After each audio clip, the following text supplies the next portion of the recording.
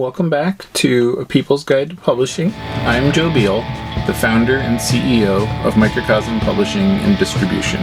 I'm also the author of A People's Guide to Publishing, which distills what I've learned from selling millions of books over the past 25 years. I'm Ellie Blue. I'm the editorial and marketing director here at Microcosm. We are an independent mid-list publisher based in Portland, Oregon. We have 14 employees, over 650 titles in print with 20 to 40 new books per year, and we distribute thousands of titles from other publishers.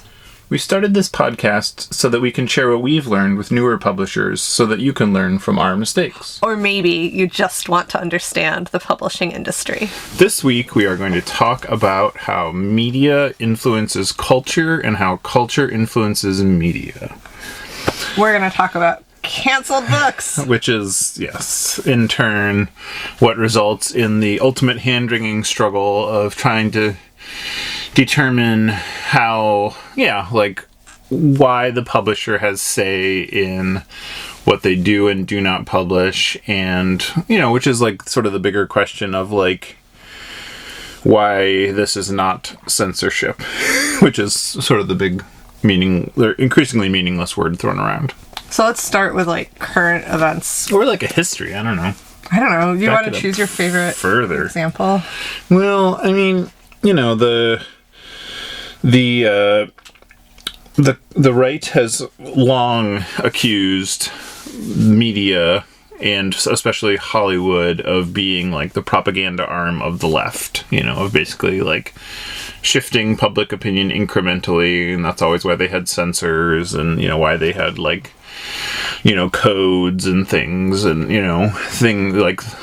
even everything from the way that sex would not be shown or implied on the silver screen to that was definitely the left's this is why the argument why all those things were necessary, was otherwise we would be teaching people the wrong thing. Communism, anarchism, and freedom. And then the bigger problem became then they made people sign on to the I am not a communist thing, and in the 50s, and and it just got increasingly ridiculous until the dam broke, and now you can kind of you can suffer the consequences of doing essentially whatever you want at our point in culture today. But that does not mean that companies are required to publish anything that comes across their door. Exactly, and I think that's sort of the biggest thing where creative people get stuck. And I use the term creative very, very loosely. Is Milo Yiannopoulos a creative? You would be hard-pressed to deliver that argument. He comes up with a lot of fictions. His ideas are creative, but his work is not creative. And I think that's sort of the bigger issue here is So let's back it up slightly again, just for people who don't know who that is. Welcome. Didn't follow that. This is A People's Guide to Publishing. So, I guess the past, that sort of brought us to the 1950s, and then since then, there's been less and less rigorous restriction as, certain things, I really feel like Hollywood did sort of set a lot of the precedents here, because book publishing has always been just a little more freer and looser, especially as, we went from hundreds of publishing companies to thousands to tens of thousands to hundreds of thousands to now millions, where, you just don't really have a lot of rigor, when we published the post-structuralist vulva, I really thought someone would come out of the woodwork and be you can't do that. And then instead, people were I love it. I mean, we could publish pornography now, which you couldn't even just a couple decades ago. A great example. Yeah, that you had a lot more. And in fact, we are. Right. And so those kinds of things, has the governmental restriction has loosened quite a bit, and then that sort of weirdly resulted in the construction that all ideas are good and equally valid. And so now sort of the job of publishers is to assess that assertion, is to be are these ideas good? Are they acknowledging the information that's out there? Are they challenging ideas, or are they just trolling? Right. Or, yeah, does this book have any value, even if it ostensibly fits our list and we would possibly sell a lot of copies of it?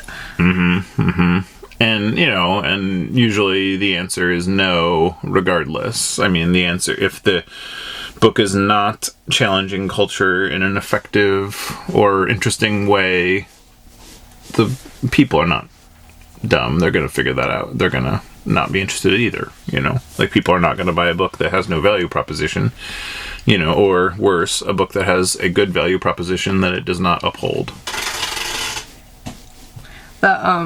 So the book that Joe was referring to was a few years ago. I forget which year. It wasn't that long ago. But this conservative right-wing guy, Milo Yiannopoulos, had a book deal with Simon & Schuster. Mm-hmm. Oh, that name is going to come up a few more times in this episode.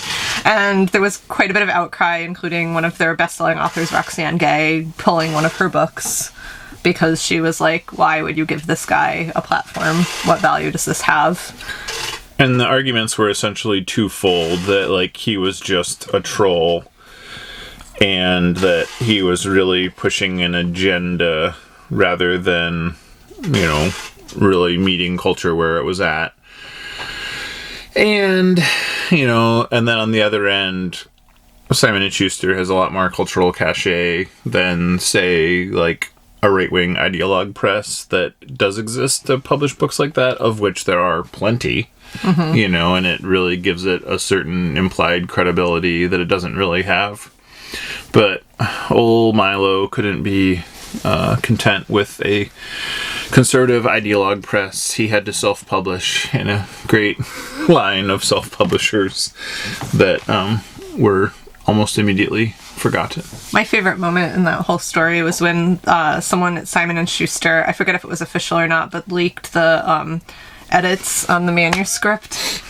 As an editor, that gave me great joy because it just had a lot of questions like, how do you substantiate this? What is your source for this? Yeah. What do you even mean by this? Yeah. And I was like, yes, this is... And I mean, honestly, that's probably how they got out of the contract. Yeah. As being like, what you turned in was not publishable. Yeah, and that's a pretty common clause that you have. But, it's like, if you're on the other end of that, you think you're being censored, whereas, like... Or at least it serves your purposes to declare that you're being censored. Yeah, and but publishing really only does its job when it holds you to that amount of rigor and, like... Any author should be pushed to answer fundamental journalistic questions like that on their manuscript. I mean, we've definitely had books we've had to cancel from, like, leftist authors because they weren't able to do the edits on their book that made the book good. Or, like, to even fulfill the value proposition that they had claimed. Unfortunately. It doesn't even have to be, like, ideological. Right. It's just, like, partly it's being willing to do the work, and then partly it's that, like... The claims have to have teeth, or at least the appearance of teeth in some cases. I mean, I would argue that this book, in proposition, like, the pitch for this book completely fulfilled whatever imprint it was going to be part of. Like, it wouldn't make any sense for them to cancel it on ideological terms because... and they probably wouldn't have canceled it if there hadn't been a public outcry. They just found a way. I don't know. I mean, I guess this is, like, kind of part of the point is the one we make over and over, which is, like, make sure you have, like, a pretty clear mission and values for your company and... Yeah. Objection speculative. But then also make the books good. Mm-hmm. And so, there's a more recent case where, once again, our beloved Simon & Schuster had another book with Senator Hawley, who I swear I had literally never heard of before until his book got canceled because he demanded that the Trump's insurgency for the stolen election was substantiated and blah, blah, blah. And then Simon & Schuster was like, no, we are not publishing this book. And then the more or less correct, for lack of a better term, thing happened, and a right-wing ideologue press that is distributed by Simon & Schuster bought the rights to the book and are republishing it. I guess the moral of this story is billionaires will make money no matter what you do. Right. And so, and that's fine because it's like, I'm sure the book is terrible. The book will be forgotten. Hawley will be forgotten in another 4 years. We'll be trying to remember who that was, in a John Ashcroft kind of way. And then, we'll have a number of moments where, there'll be newer, more dangerous, weirder cases. And there's a new book coming out in this year, Unmasked, which allegedly identifies the real motivations of the Antifa movement, and the author is in Portland, who is a aggressive, active user of Twitter. His whole thing is plagiarizing other journalists, but like changing a few words in order to like appear to be incriminating left-wing activists, and also like exposing people's personal information. I don't know. He doesn't even seem to have like a particularly political motivation. He just seems to be like a chess player, kind of bad one. Very good at attracting Twitter followers. But yeah, I would often find posts served to me, and then I would do like 30 seconds of fact-finding, and I'd be like, the entire premise of this post is factually inaccurate. And there was one case where, like, in our neighborhood, there was graffiti and windows smashed, but mostly graffiti. And, he claimed the police allowed this to happen. And you're like, well, it looks like the police arrested them already, so I'm going to say they didn't allow it to happen.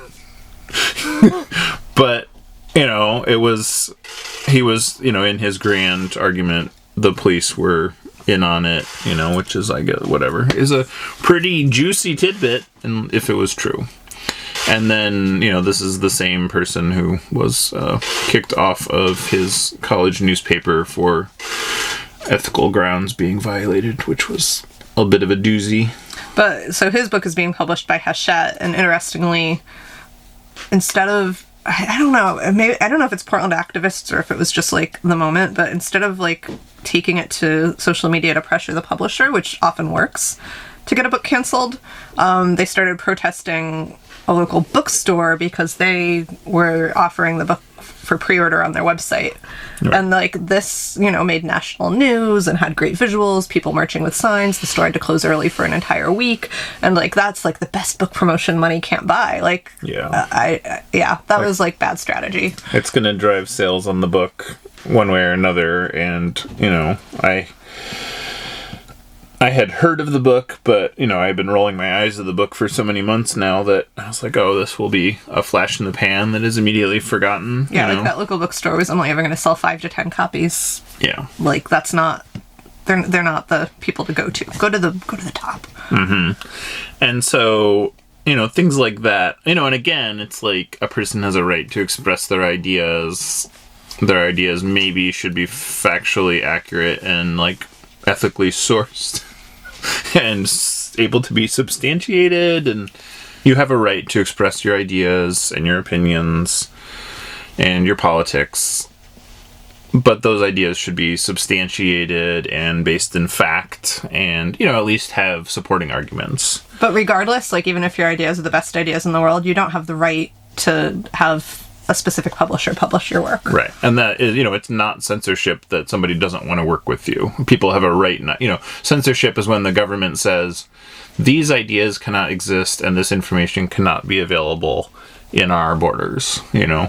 That's very different than a publisher saying, I'm not really interested in spreading around these values. Or, look, you've violated our contract. Right. Yes. More to the point. And so in this, in a prescient recent example, you can claim that the election was stolen, there was election fraud, but you would need to be able to substantiate that with facts. And if you can't do that, that is just sort of shouting into traffic.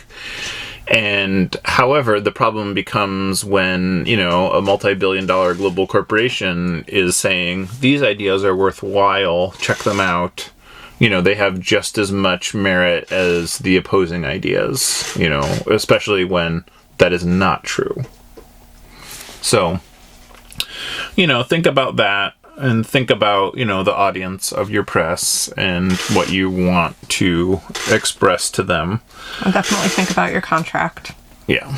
And, there's definitely some grainier examples. There was a press that ceased publication on one of their more famous green anarchist authors because of ideas he expressed about gender theory that were abhorrent to the owners, and they put all of his books out of print that were very popular.